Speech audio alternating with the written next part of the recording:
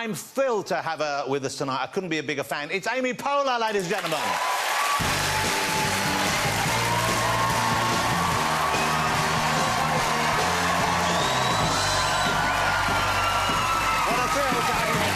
Thank you so much for coming over.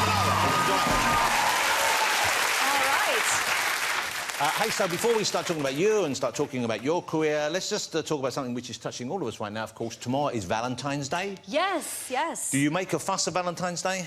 Well, I don't. I mean, there was actually a fake holiday that we came up with on Parks and Rec called Galentine's Day, which was the day before Valentine's Day, where you celebrate with your female friends. So your gal pals. Yeah, so that I actually enjoy celebrating maybe more than Valentine's Day, which is a fake holiday, yes? Yeah, but do you do it, though? Do you actually do it in real life? Do you have a Galentine Day? I did. This time last year, all the ladies from Saturday Night Live were in town in New York because we were celebrating the 40th anniversary of SNL, so we actually had a dinner. So I'll have to find some female friends here.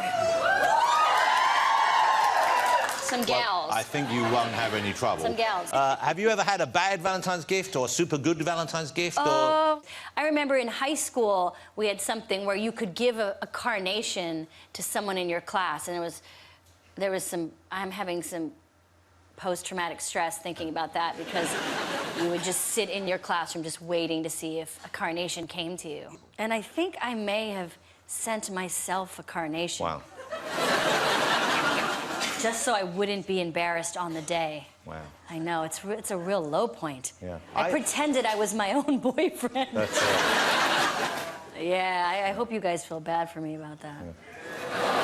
Thanks. So, we're talking about awards right now. Yeah. And you and Tina Fey, when you hosted the Golden Globes, I do not think I have ever seen the job of hosting an award show done better. Thank you very much. And it was with very respect fun. to Stephen Fry's doing BAFTA this weekend, but I think you guys, you set a standard there. Was it doubt when you were first asked to do it? Did you have second thoughts at all, or did you know this was something you would have fun with? We're lucky that show people get to drink, and that makes a big difference. And it's what I find fascinating about the Golden Globes is the fact it's the only award show of that sort where you do have the TV people there with the film people. Yes, you have the beautiful film people rubbing shoulders with this disgusting rat-faced people at TV. But yeah, it's a strange night with strange nominees. Yeah.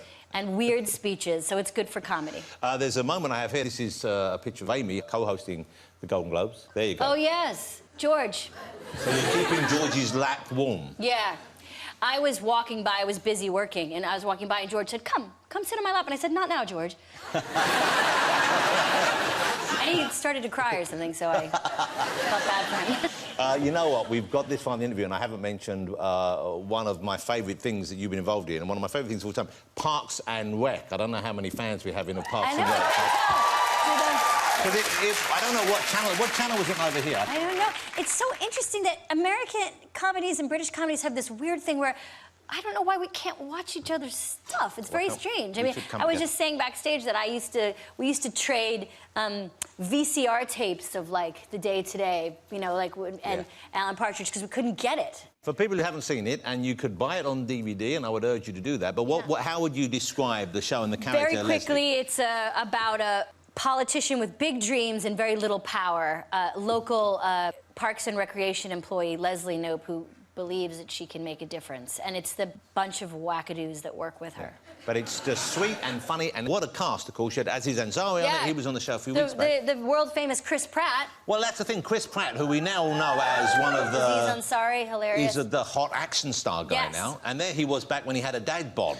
Yeah. He was like a regular-shaped guy. Yeah, I remember him preparing for this movie called Guardians of the Galaxy, and I was like, oh, that's never going to work. Little did I know. But he's super funny in it as well. He's a supreme guy, incredibly funny and incredibly talented, and also just like a leading man. Yeah. But he's also tall, which is rare for an actor.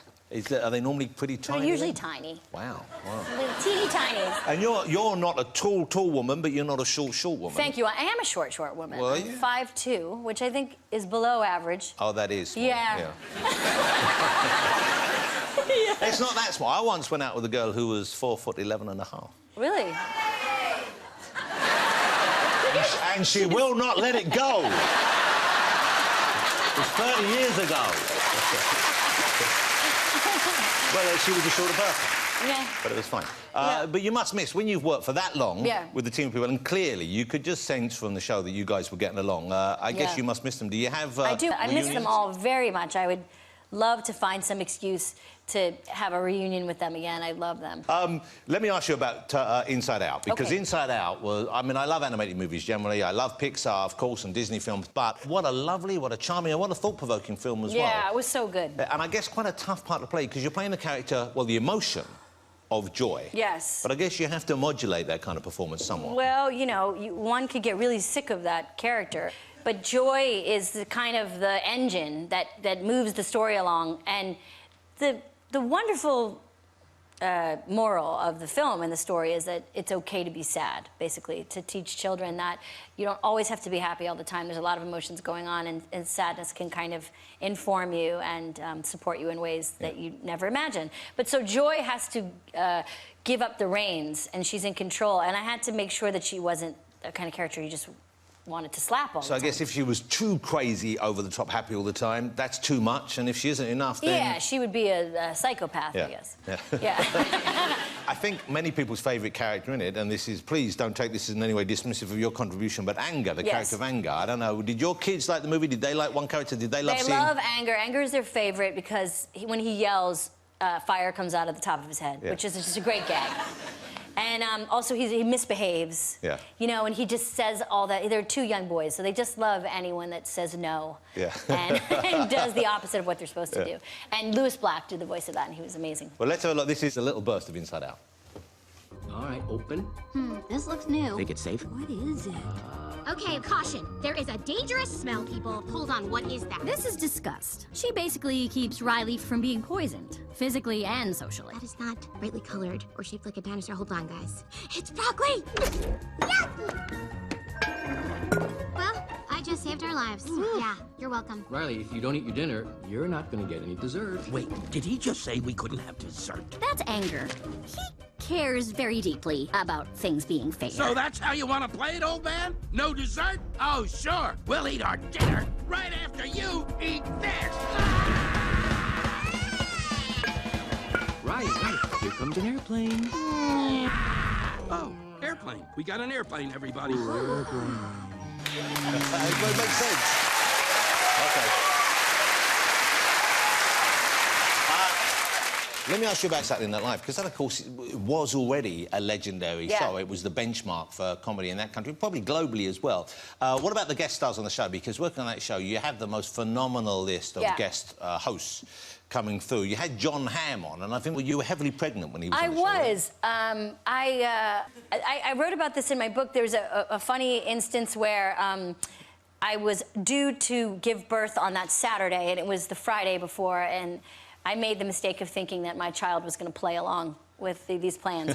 But I was supposed to do SNL, and John was the host, and we were rehearsing something, and I got a phone call and burst into tears. And a heavily pregnant woman crying is scary. And I informed him that my beloved OBGYN had just passed away of a heart attack. I'm sorry, I'm laughing. And I was just standing there, and I said, my doctor just died, and I'm due to deliver tomorrow.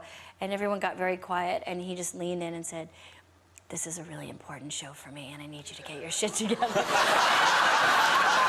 And it was awesome.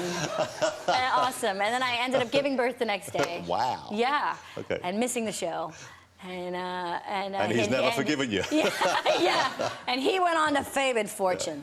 I'm so glad you came on the show because, Jonathan, please, I hope this doesn't sound in any way patronising or condescending, but I love your work because there is a humanity and an intelligence that shines through your work, which I think transcends even the most basic premise if you were involved in something broad. I always think you're a joy to watch. I really do. Thank you very much. I'm so pleased to be here. Thanks for having me. Amy Poehler, ladies and gentlemen.